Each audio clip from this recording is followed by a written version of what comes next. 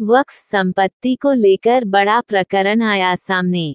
उत्तर प्रदेश के मुरादाबाद जिले के हजरत सुल्तान साहब की दरगाह के मुताबिली पर 100 करोड़ के कब्रिस्तान बेचने का आरोप लगाया गया है, जिसको लेकर वक्फ संपत्ति न बेचने का खंडन करते हुए मुरादाबाद में नहीं चिश्ती के द्वारा जानकारी देते हुए बताया गया। मुझे एक न्यूज़ चैनल के माध्यम से यह जानकारी हुई है कि दिल्ली ओबरॉय होटल के सामने एक संपत्ति है जिसे मैं 100 करोड़ रुपए में उसे बेच रहा हूँ।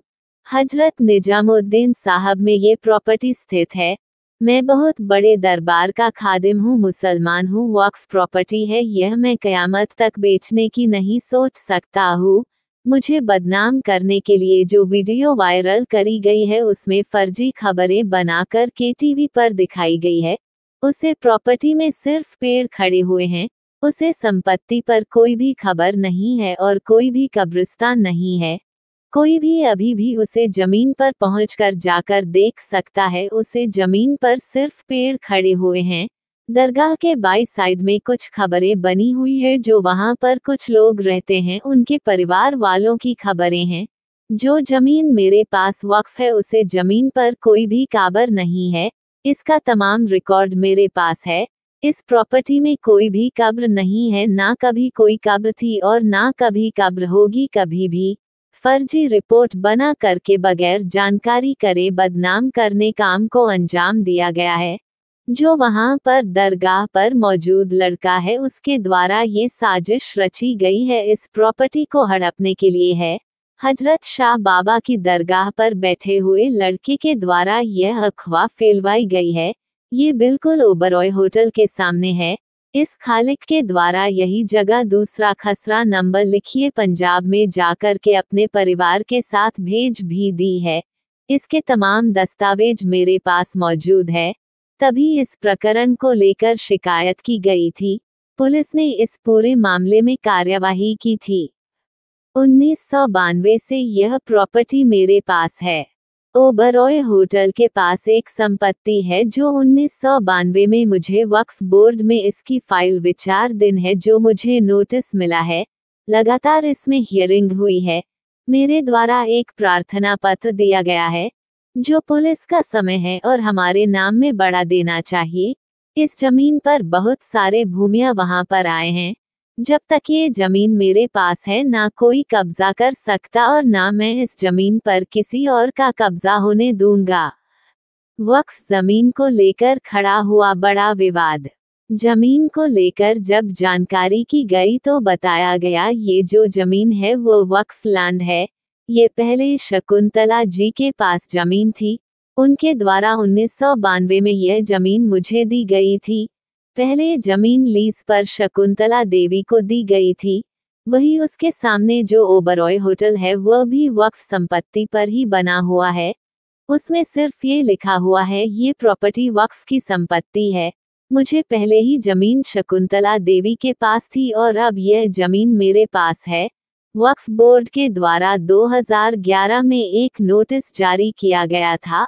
आपका नाम में जमीन आमंत्रित हैं, आप इस समय ये फाइल लेकर बोर्ड में लिए आए। इसके बाद हमने पहुंचकर यह वक्फ बोर्ड के सामने रखी है और इस वक्त संपत्ति पर मेरा कब्जा है। इस संपत्ति पर आज से 10 साल पहले चला था बुलडोजर। दिल्ली ओबरॉय होटल के सामने वक्फ संपत्ति पर नहीमा चिश्ती की शिकायत पर ओबरॉय होटल के सामने संपत्ति पर कुछ लोगों के द्वारा कब्जा किया गया था। तब प्रशासन के द्वारा बुलडोजर कार्यवाही को अंजाम दिया गया था। 500 रुपए साल के किराए पर है वक्फ संपत्ति थी, जिसको हमारे द्वारा हर साल जमा किया जा रहा है।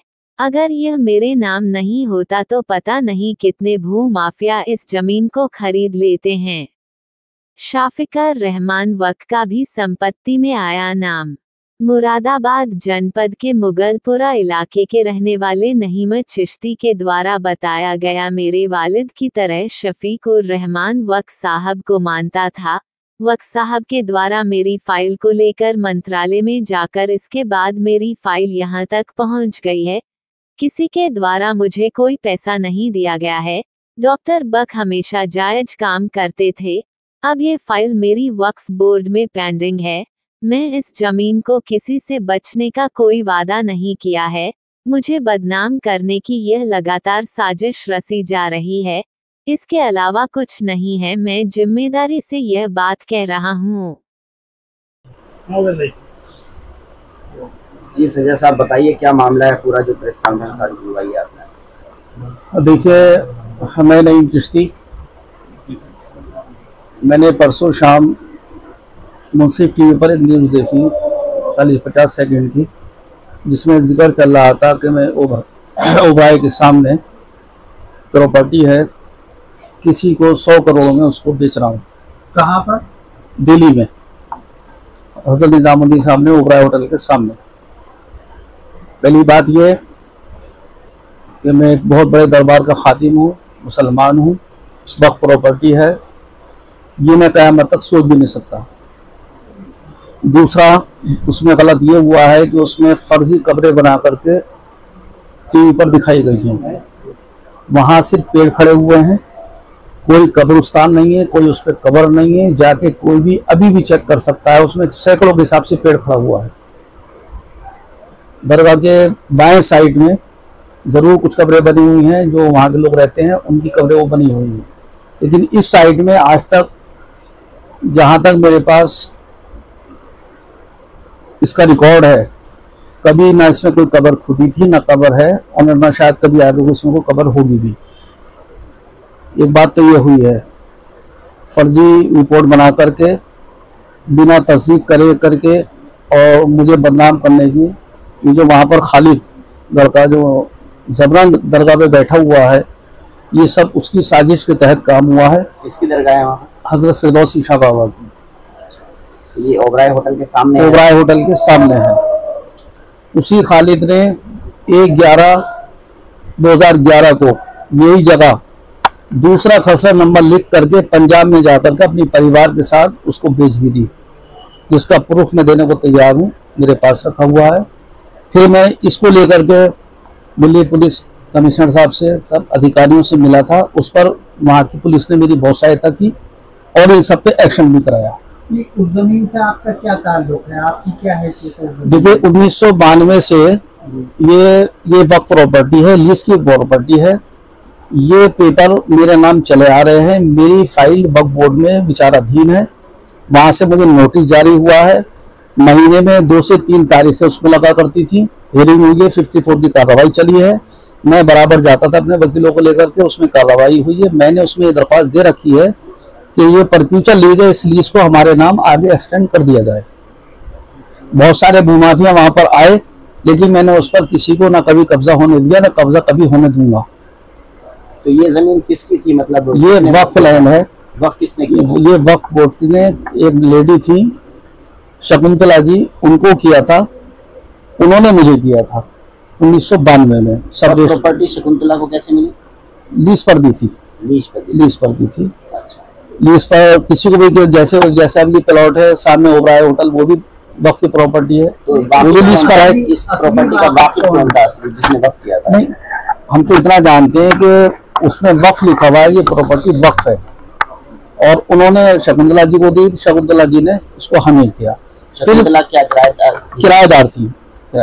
फिर वक्फ बोर्ड ने हमें नोटिस जारी किया 2011 में कि आप हमारे इंक्रोचर हैं, आप हमारे इंक्रोचर हैं, आप किसी टाइम फाइल लेकर के बोर्ड में आइए। मतलब आप अवैध कब्जा है? हाँ, हमारा कब्जा है। उन्होंने माना उसको, फिर हम गए, उस पर हमारी फाइल चली, सब कुछ हुआ उसके अंदर, अभी भी पेंडिंग है। और दूसरा नाम मेरे साथ ये जोड़ा कि मेरे कोई एलजी साहब से कोई बात, मैं एलजी साहब को जानता भी नहीं हूँ, ना मेरी उनसे बेचारों से कोई मुलाकात है, ना मैंने किसी से आज तक कोई बात करी है। इसलिए उनका नाम लिया है कि मेरे पर कोई एक्शन हो, मेरे खिलाफ कोई कार्रवाई हो। शकुंतला देवी से आपने ये जमीन, कितनी जमीन ली थी? ये 2803। तो क्या लीज पे ली थी या किराए पे? किराए पर। और 125 जो मकान था, जो पीछे दरगाह के मुतवल्ली थे इस खालिद के ताऊ जी, 125 सब मकान उनका था, वो मैंने 130 गज है। मतलब ये मीटर है क्या है? Square yard. जी गज है मतलब। अच्छा, आपका कहना है कि चैनल पर खबर चली, अखबारात में जो खबर चली है गलत है, तो आप इसके खिलाफ क्या एक्शन? देखिए, ये एक तरह से मेरे साथ साजिश हुई है। मैं एक इज्जतदार आदमी धर्म गुरुओं में आता हूँ, सज्जादा नशीन हूँ। मेरी इज्जत को धूमिल करने के लिए ये काम किया गया है, क्योंकि जो खालिद वहाँ बैठा हुआ है, क्योंकि जब से मैंने उसको वहाँ से उसकी कार्रवाई कराई थी उसके खिलाफ और उसको मैं बेचने से रोका था, उसकी जब से प्लान थी कि कोई ना कोई वक्त आने पर कुछ ना कुछ किया जाएगा। वो बात समझ में आ गई। अब आपका अगला कदम क्या होगा? अब देखिए, अब मैं इसमें मशवरा कर रहा हूँ कि इसमें मुझे क्या करना चाहिए, क्योंकि मेरे साथ जो गलत हुआ है उसमें जो भी वकील लोग मशवरा देंगे उसमें मैं करूँगा।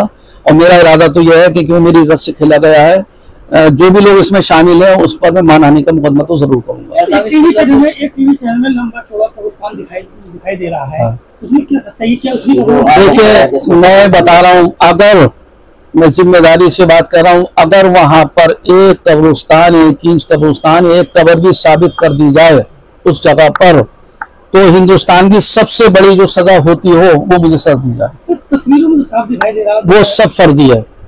अभी उस जमीन पर किसका कब्जा है? खाली है, बिल्कुल पेड़ खड़े हुए हैं, कोई कब्जा नहीं है, कुछ नहीं है। सिर्फ मैं जाता हूँ, देखभाल करके आता हूँ। मेरा अपना जो मकान था वो भी, जो खाली रेंट पार्टी के मकान थे वो भी सारे इनकम्प्लेंटों से जब इन्होंने जगह बेची सब कुछ उसको गिरवाया गया, बिल्डोर चलवाया गया। ये जगह दिल्ली में ओबराय होटल के सामने, ओबराय होटल के सामने है, वक्फ प्रॉपर्टी है। हम वहाँ की एक तरह से सेवक है, हम देखभाल करते हैं, सब कुछ बंद कर रखा है। कभी जिंदगी में इसको बेचना तो छोड़िए, ट्रांसफर भी नहीं करी जाएगी। शकुंतला देवी साहब ने कितने रुपए महीना किराए पे ली थी? ये साल सिर्फ 500 रुपए साल का किराया, जिसको हमने जमा किया किराया। बहुत बुजुर्ग औरत थी, बेटा मानती थी मुझे अपना, वो उन्होंने मुझे करा, उसको करा। अगर मैं इसको आज तक ये मेरा नाम नहीं होता तो इसको ये पता नहीं कितने भूमाफिया इसको खरीद लेता, तो क्या क्या इसको बन गया होता। साहब, इसके अंदर कुछ सियासी लीडरों का भी नाम दिया गया है। देखिए, सियासी लीडर इसमें मेरा किसी से कोई राब्ता नहीं है। हाँ, इतना जरूर है, जो मेरे बुजुर्ग थे बरसा